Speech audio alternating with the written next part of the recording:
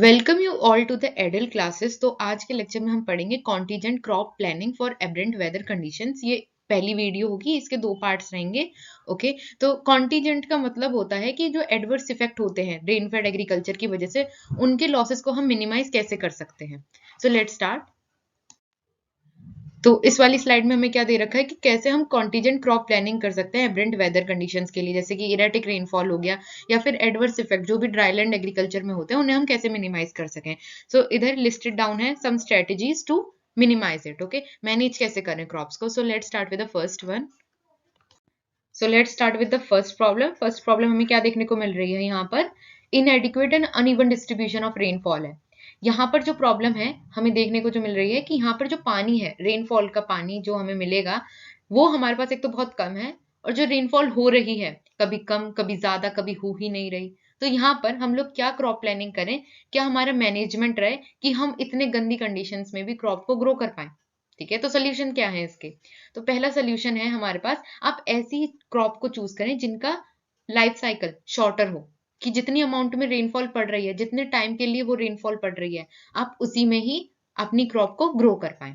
ऐसी कौन कौन सी क्रॉप्स आप ग्रो कर सकते हैं, जैसे कि लेग्यूम्स। लेग्यूम्स में भी आप मूंग बीन को ग्रो कर सकते हैं, चिकपी को ग्रो कर सकते हैं। और भी एग्जांपल्स है, फॉर एग्जांपल मिलेट्स की।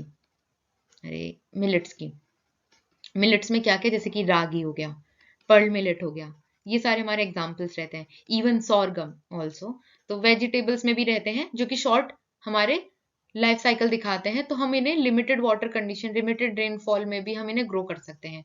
दूसरा होता है, आप ऐसी क्रॉप को चूज करें जो कि लो वाटर रिक्वायरमेंट हो उनकी, मतलब उन्हें पानी कम चाहिए होता हो ग्रो करने के लिए। सिंपल सी बात ये है। थर्ड जो पॉइंट है हमारे पास वो ये है, आप क्रिटिकल स्टेजेस पे ही पानी लगाएं क्रॉप्स को। फॉर एग्जाम्पल मैंने वीट का बताया था कि वीट के लिए अगर आपके पास 2 इरिगेशन है तब कौन सी स्टेजेस पे लगाएं, है ना।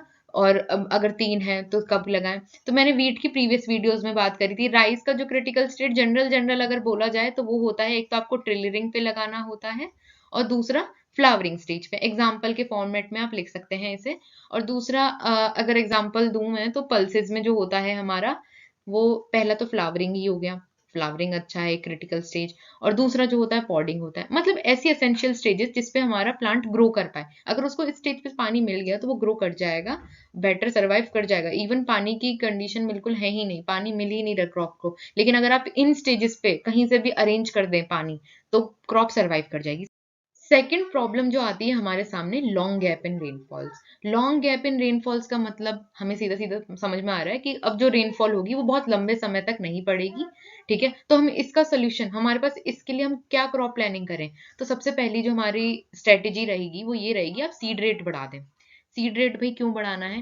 फॉर एग्जाम्पल अगर आपको पता चल जाए कि अगले 6 महीने तक कुछ समथिंग, सपोज करो चावल नहीं मिलेंगे, ठीक है, तो आप एकदम से स्टॉक में लगा दो, रख लोगे अपने पास। सेम यहाँ पर होता है, आपको पता है कि यहाँ पर जो है सीड जर्मिनेट कर भी सकता है और नहीं भी कर सकता। तो यहाँ पर जो है एकदम से सीड रेट, ज्यादा सीड रेट हम लोगों ने बढ़ा दिया। ज्यादा अमाउंट में सीड्स, पहले सपोज 10 यूनिट्स कर रहे थे, अब हम लोगों ने 20 यूनिट्स कर दी। तो इससे क्या फायदा हुआ, अगर उसमें से सपोज पहले 10 में से 8 नहीं उग रही थी, तो हमारे पास सिर्फ 2 बच रहा था, जो कि बहुत ही ज्यादा कम है। अब इधर क्या है, जब हमने 20 यूनिट्स लगा दी तो यहाँ पे 8 खराब भी हो गई, लेकिन अब हमारे पास प्रॉफिट तो रहा ना ऊपर से 12 का। तो यहाँ पे हमें दिख रहा है ना, सीड रेट बढ़ाने से हमारा कंपनसेट हो जाएगा, जो भी पोटेंशियली लो जर्मिनेशन रेट्स हैं वो कंपनसेट हो जाएंगे। ठीक है, दूसरा पॉइंट जो रहता है, आप यूरिया छिड़क सकते हैं, क्योंकि वो क्रॉप को ग्रोथ करने में बहुत ज्यादा हेल्प करता है, न्यूट्रिएंट बूस्ट करता है। ओके, थर्ड होता है, अगेन क्रिटिकल स्टेजेस पे इरिगेशन दीजिए। चौथा जो होता है वो होता है weeding. Weeding is very important in this, because weeding करना क्यों जरूरी है। देखो, प्लांट भी उग रहा है, ठीक है, प्लांट भी है, यहाँ पर हमारा प्लांट है, और यहाँ पर हमारी वीड भी उग रही है, और यहाँ पर जो है हमारा मॉइस्चर मतलब पानी, वो लिमिटेड है। अब लिमिटेड है तो हमें ये पता है, हमें तो पानी सिर्फ प्लांट को देना है। कोई किसान ये तो नहीं चाहेगा कि उसकी वीड्स को उसको पानी मिले, क्रॉप को ना मिले। तो ऑब्वियसली मॉइस्चर जो पानी है क्रॉप को मिलने के लिए हमें वीड को हटाना पड़ेगा, क्योंकि वीड भी पानी खींचेगा। इसीलिए तो हमें इंटरकल्चरल ऑपरेशंस करने की भी बहुत ज्यादा जरूरत होती है अगर हमारा लॉन्ग गैप है रेनफॉल में। तो ये कुछ स्ट्रेटेजीज होती हैं। नेक्स्ट स्टार्ट करते हैं। अगली जो प्रॉब्लम रहती है हमारी, वो रहती है अर्ली ऑनसेट ऑफ मानसून। कभी कभी क्या है, हमारा जल्दी बारिश पड़ती है, ठीक है, कुछ एरियाज में बहुत जल्दी बारिश पड़ जाती है, specially in the rainfed areas. तो आप क्या सोल्यूशंस लाएं? तो सबसे पहला जो सोल्यूशन है वो ये है, आप ऐसी क्रॉप्स को उगाएं जो कि अर्ली मैच्योरिंग हो, मतलब पहले ही उगा दी जाए, अर्ली रेनफॉल्स में उनकी ग्रोथ हो सके। तो ऐसी कौन सी क्रॉप्स हैं? जैसे कि पर्ल मिलेट। पर्ल मिलेट का साइंटिफिक नेम क्या होता है? Pennisetum, pennisetum glaucum, right. Pennisetum glaucum, नाम भी पता होने चाहिए। और इसका हमारा सेंटर ऑफ ओरिजिन क्या है? अफ्रीका। ओके। सेस्मे, सेस्मे का क्या नाम होता है हमारा? सेस्मम, सेस्मे इंडिकम होता है, हाँ, इंडिकम, राइट। तो इंडिकम होता है, इसका ऑयल कंटेंट जो रहता है 45 to 57% रहता है। इसे, सेस्मे को हम लोग क्वीन ऑफ ऑयल्स भी कहते हैं। क्या कहते हैं? क्वीन ऑफ ऑयल्स भी कहते हैं, राइट। तो ये जो होता है हमारा सेस्मे बहुत ज्यादा इंपॉर्टेंट है ऑयल सीड्स में भी, ठीक है। तो ये जो होते हैं हमारे अर्ली मैच्योरिंग होते हैं, अर्ली रेंज में हम इन्हें ग्रो कर सकते हैं। दूसरा, optimum for the short duration crops then complete their growth before the monsoon ends. मतलब अगेन शॉर्ट ड्यूरेशन क्रॉप्स को लो जो बिफोर, मतलब जितनी अवेलेबल रेनफॉल हमारी होगी उसमें अपनी लाइफ साइकिल को कंप्लीट कर लें। दूसरा जो है, ये इंपॉर्टेंट पॉइंट है कि यहाँ पर जो है बारिश हो गई, ठीक है, बारिश जो है पड़ गई, मतलब अब ग्राउंड में पानी है। क्या है? पानी है, वाटर है, ठीक है। अब आपको पता है ग्राउंड में पानी है, इसे उड़ने नहीं देना है, इसे उड़ने नहीं देना है, इसे किसी भी तरह लॉस नहीं होने देना। तो आप क्या करेंगे? मल्चिंग। क्या करेंगे? मल्चिंग। मल्चिंग से क्या है, हम मॉइस्चर कंजर्व रख पाएंगे ताकि फर्दर जो क्रॉप को पानी है वो मिलता रहे for better growth and yield. तो यहाँ पर मल्चिंग एक इंपॉर्टेंट प्रैक्टिस है। नेक्स्ट जो पॉइंट आता है वो आता है प्रॉपर स्पेसिंग का। स्पेसिंग बहुत ज्यादा जरूरी है क्योंकि मॉइस्चर स्ट्रेस कंडीशन में क्रॉप एक दूसरे से फाइट करेंगे फॉर द वाटर। तो यहाँ पर स्पेसिंग रखना भी बहुत ज्यादा जरूरी है। अगेन, वीड कंट्रोल करना टू मिटिगेट स्ट्रेस। मिटिगेट का मतलब होता है कम करना। क्या करना? कम करना। ओके। तो ये होता है हमारा मिटिगेटिंग द स्ट्रेस। तो अर्ली ऑनसेट ऑफ मॉनसून में ये आपके सोल्यूशंस है। अगली प्रॉब्लम हमारी आती है लेट ऑनसेट ऑफ मॉनसून। वहां पे अर्ली था, यहाँ पे लेट है, यहाँ पे जो बारिश पड़ रही है वो लेट पड़ रही है। तो आप ऐसी क्रॉप को चुने जो कि लेट मैच्योरेशन, जिनका शॉर्ट मैच्योरेशन पीरियड हो और लेट मॉनसून में वो सर्वाइव कर जाए।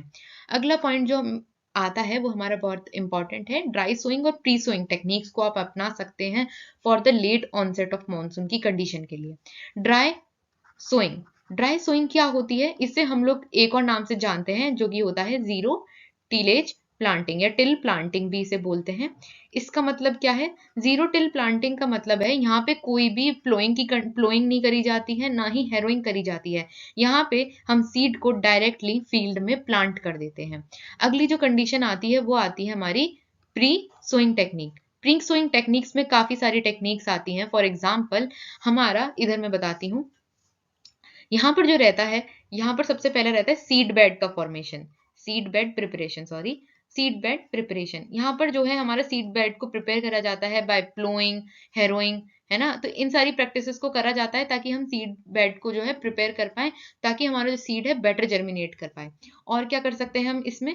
सीड ट्रीटमेंट कर सकते हैं। अगले पॉइंट में, इससे अगले वाले में यही दे रखा है कि सीड ट्रीटमेंट कर सकते हैं, जैसे कि हम लोग हर्बिसाइड, सॉरी, फंजीसाइड का यूज कर सकते हैं। और हम लोग क्या यूज कर सकते हैं? पेस्टिसाइड को, ताकि जो डिसीजेज हैं या पेस्ट हैं वो हमारे सीड्स में से निकल जाए और हमारा जो सीड है बेटर जर्मिनेट कर पाए, ठीक है। अगला आता है, एक टेक्निक रहती है हमारी सीड प्राइमिंग। ये बहुत अच्छी टेक्निक है, सीड प्राइमिंग।